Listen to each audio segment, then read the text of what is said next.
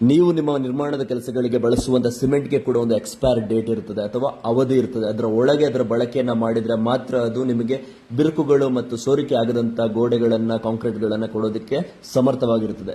ನೀವು ಈ ಚೀಲವನ್ನು ಗಮನಿಸಿದ ಪೋರ್ಟ್ಲ್ಯಾಂಡ್ ಪೊಝೋಲನ್ ಸಿಮೆಂಟ್ ಅಥವಾ ಪಿಪಿಸಿ ಸಿಮೆಂಟ್, ನೀವು ಸರಿಯಾಗಿ ಚೀಲವನ್ನ ಗಮನಿಸಿದ್ರೆ ಇದು ಎಲ್ಲ ಚೀಲಗಳಿರುತ್ತದೆ. ಬೆಸ್ಟ್ 23-25 ಅಂತ ಹೇಳೋದಿದೆ. 25 ಅಂತ ಹೇಳುವಂತದ್ದು 2025, ಈ ವರ್ಷ ಇದು ತಯಾರಾಗಿರುವಂತದ್ದು.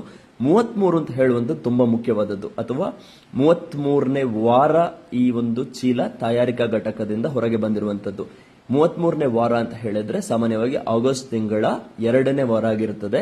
ಇದು ತಯಾರಾಗಿರುವಂತದ್ದು ಆಗಸ್ಟ್ ತಿಂಗಳ 2ನೇ ವಾರ. ಈಗ ನಮಗೆ ಅದರ ಅವಧಿ ಎಷ್ಟು ಅಂತ ತಿಳ್ಕೊಳ್ಳೋದಕ್ಕೆ 12 ವಾರಗಳ ಅವಧಿ ಕೊಟ್ಟಿರೋದ್ರಿಂದ 33ಕ್ಕೆ 12 ಸೇರಿಸಿದಾಗ 45ನೇ ವಾರ ಬರುತ್ತದೆ. 45ನೇ ವಾರ ಸಾಮಾನ್ಯವಾಗಿ ನವೆಂಬರ್ ತಿಂಗಳ 2ನೇ ವಾರ.